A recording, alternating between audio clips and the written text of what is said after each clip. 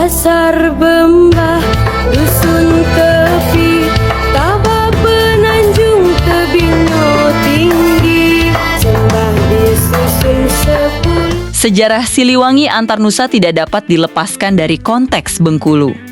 Sebuah provinsi kecil di pesisir barat Sumatera yang seringkali dianggap berada di pinggiran peradaban nasional. Letaknya yang jauh dari pusat politik dan ekonomi menjadikan Bengkulu terkesan terasing, bahkan terlupakan.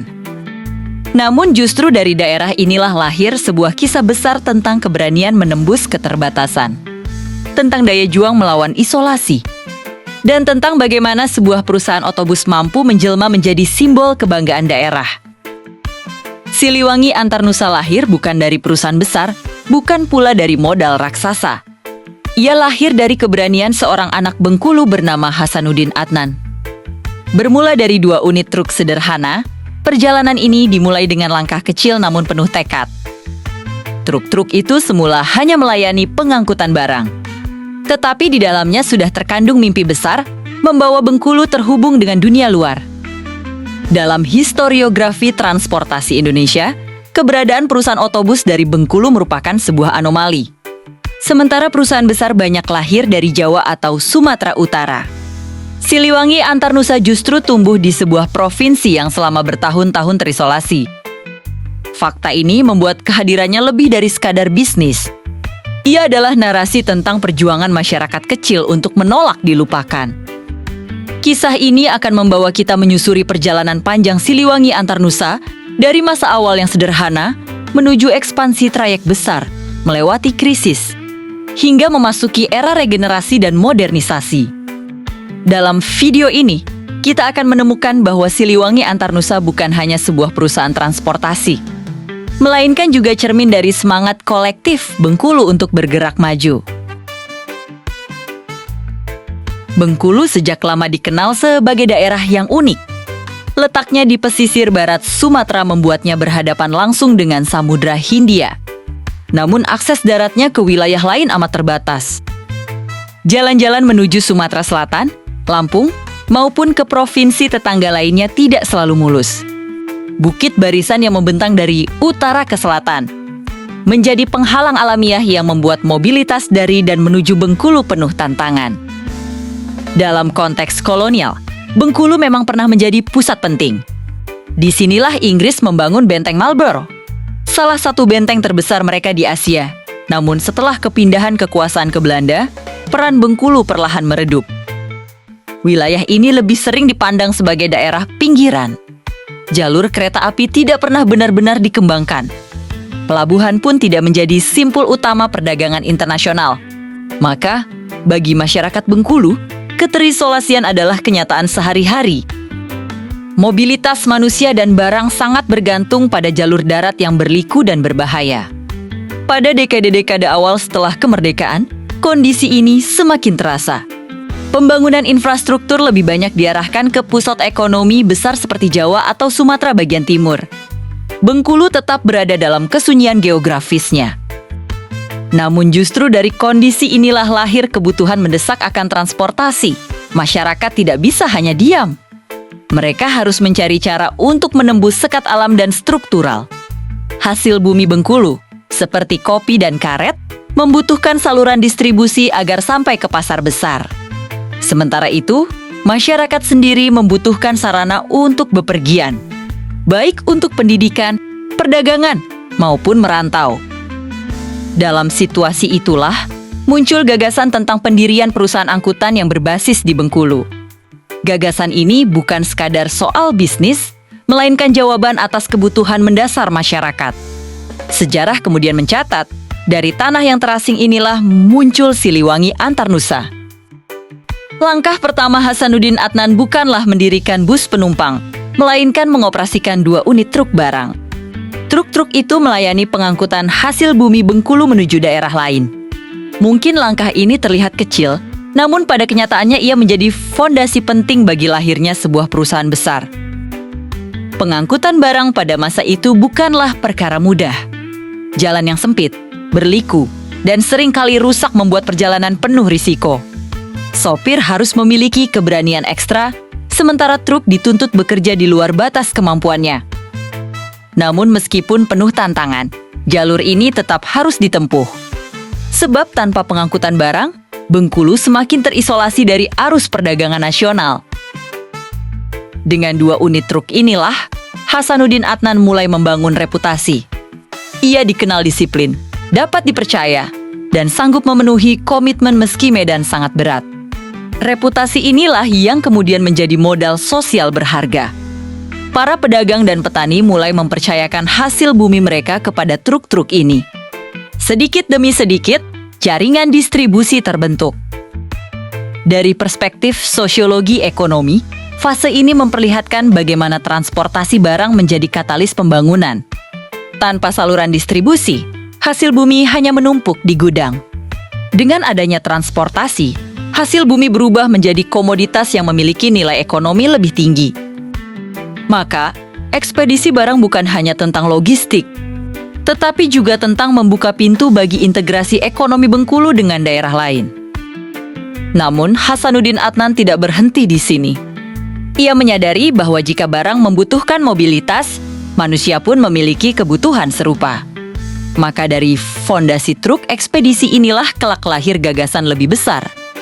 Menghadirkan bus penumpang yang mampu membawa orang Bengkulu keluar dari isolasi panjangnya.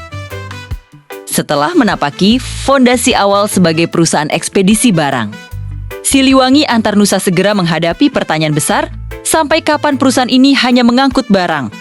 Hasanuddin Adnan dengan pandangan yang jauh ke depan, menyadari bahwa transportasi barang hanyalah salah satu wajah dari mobilitas. Wajah lainnya, yang jauh lebih kompleks sekaligus lebih menentukan, adalah mobilitas manusia. Pada masa itu, masyarakat Bengkulu masih menghadapi kesulitan besar untuk bepergian keluar daerah. Jika seseorang hendak menuju Palembang, Lampung, atau bahkan menyeberang ke Pulau Jawa, pilihan angkutan sangat terbatas. Perjalanan darat memakan waktu lama. Jalur berliku seringkali membuat perjalanan penuh risiko. Dan belum ada perusahaan otobus dari Bengkulu yang mampu melayani kebutuhan lintas provinsi secara profesional. Dari kondisi inilah lahir gagasan baru. Siliwangi Antarnusa tidak hanya mengangkut barang, melainkan juga manusia. Keputusan ini bukan sekadar ekspansi bisnis, melainkan lompatan sejarah. Dengan menyediakan angkutan penumpang, Siliwangi Antarnusa membuka pintu mobilitas sosial bagi masyarakat Bengkulu. Mahasiswa dapat lebih mudah berangkat kuliah ke kota-kota besar.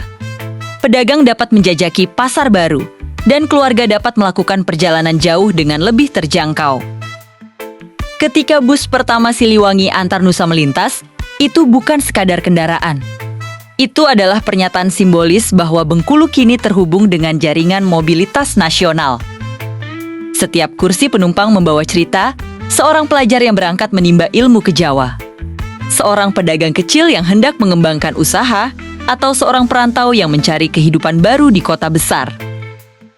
Langkah awal Siliwangi Antarnusa dalam dunia angkutan penumpang segera mengantarkan perusahaan ini pada fase yang lebih menentukan penetapan trayek perintis.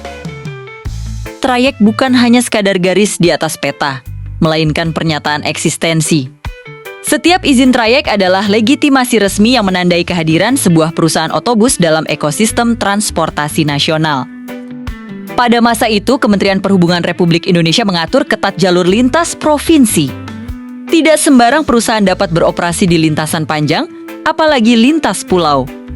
Dibutuhkan izin resmi, kelayakan armada, dan bukti kesanggupan menjaga ketertiban serta keselamatan. Trayek perintis pertama Siliwangi Antarnusa adalah jalur Bengkulu, Palembang.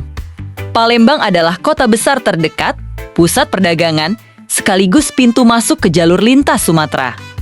Dengan membuka jalur ini, Siliwangi Antarnusa menegaskan posisinya, Bengkulu tidak lagi terisolasi, melainkan terhubung dengan pusat-pusat pertumbuhan ekonomi dan sosial. Perjalanan Bengkulu-Palembang bukanlah perjalanan ringan. Jalurnya panjang, berliku, dan seringkali berbahaya. Tetapi setiap kali bus Siliwangi Antarnusa tiba di terminal Palembang, berdiri sejajar dengan bus-bus dari perusahaan besar, itu adalah kemenangan simbolis. Itu adalah bukti bahwa perusahaan dari Bengkulu mampu menembus dominasi dan menegakkan identitasnya di panggung yang lebih luas. Keberhasilan menembus trayek perintis hanyalah awal. Setelah memperoleh legitimasi resmi dan dukungan masyarakat, Siliwangi Antarnusa segera melangkah ke fase berikutnya, ekspansi. Ekspansi trayek dilakukan dengan hati-hati namun penuh keberanian. Dari Palembang, jalur diperpanjang hingga Lampung, lalu menyeberangi Selat Sunda menuju Merak. Dari titik ini, dunia baru terbuka, jalan-jalan panjang Pulau Jawa. Dengan arus penumpang yang jauh lebih besar, persaingan yang lebih ketat, dan tantangan operasional yang lebih kompleks. Masyarakat Bengkulu merasakan kebanggaan yang mendalam. Kini mereka tidak hanya menjadi penonton dalam dunia transportasi, tetapi turut memiliki armada yang mampu menyeberang ke Jawa, berdiri sejajar dengan nama-nama besar perusahaan otobus nasional. Ekspansi juga berdampak pada peningkatan kualitas layanan. Armada diperbarui, sopir dilatih untuk mengutamakan keselamatan, dan mekanisme perawatan kendaraan diperketat. Identitas Siliwangi Antarnusa pun mulai dikenal sebagai perusahaan otobus yang berani, tangguh, dan terpercaya. Dalam perspektif antropologi transportasi, fenomena ini menunjukkan bagaimana sebuah perusahaan otobus mampu mengartikulasikan identitas kolektif suatu daerah. Bus bukan sekadar alat angkut, melainkan simbol budaya. Tidak ada perjalanan besar yang sepenuhnya mulus. Demikian pula dengan kisah Siliwangi Antarnusa setelah melewati fase ekspansi dan menancapkan identitasnya. Perusahaan ini memasuki fase yang penuh dinamika ketika gelombang perubahan sosial, ekonomi, dan politik menghantam dunia transportasi darat. Tantangan datang dari kondisi jalan lintas Sumatera yang berat, persaingan antar perusahaan, hingga krisis moneter. Namun Siliwangi Antarnusa mampu bertahan. Strategi efisiensi, solidaritas karyawan, serta loyalitas masyarakat menjadi fondasi ketahanan perusahaan ini. Dalam perspektif sosiologi transportasi, masa krisis ini menunjukkan bagaimana perusahaan otobus berfungsi sebagai penopang resiliensi sosial.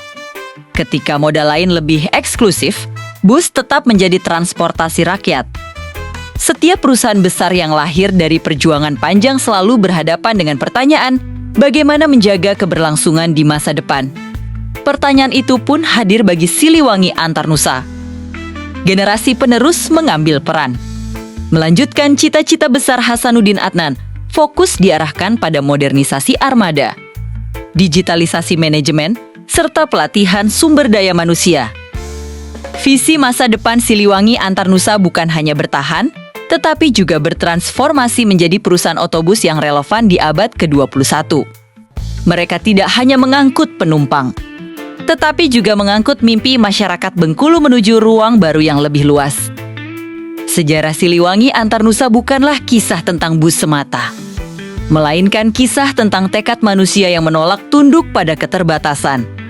Dari 2 unit truk sederhana di Bengkulu, lahir sebuah perusahaan otobus yang mampu menembus batas provinsi, menyeberang pulau, dan berdiri sejajar dengan nama-nama besar di Jalan Raya Nusantara. Setiap fase dalam perjalanan ini menyimpan makna. Dari masa perintisan, kita belajar tentang keberanian merintis jalur baru. Dari masa ekspansi, kita menyaksikan bagaimana identitas lokal dapat menjelma menjadi kebanggaan nasional. Dari masa krisis, kita memahami bahwa ketangguhan tidak diukur dari ketiadaan masalah, tetapi dari kemampuan bertahan di tengah badai. Kini, ketika jalan tol Trans Sumatera membentang dan teknologi digital mengubah wajah transportasi, roda-roda Siliwangi Antarnusa tetap berputar. Ia adalah perjalanan yang masih terus berlangsung, dari masa lalu menuju masa depan, dari satu generasi ke generasi berikutnya. Selama ada manusia yang ingin bergerak, selama ada keluarga yang ingin bertemu, selama ada mimpi yang ingin diwujudkan, maka roda itu akan tetap berputar. Sampai jumpa di kisah berikutnya. Tetap dukung channel ini agar sejarah transportasi Indonesia tidak pernah hilang.